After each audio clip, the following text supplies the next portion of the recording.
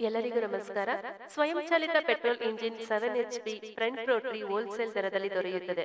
ಈ ಯಂತ್ರವನ್ನು ಕಳೆ ತೆಗೆಯಲು, ಮಣ್ಣನ್ನು ಸಡಿಲ ಮಾಡಲು, ತೋಟಗಳಲ್ಲಿ ಜೋಳ, ಮೆಣಸಿನಕಾಯಿ, ಟೊಮೊಟೊ, ಕಬ್ಬು, ಶುಂಠಿ, ಅರಿಶಿನ ಬೆಳೆಗಳ ಸಾಲಿನಲ್ಲಿ ಬಳಸಬಹುದು.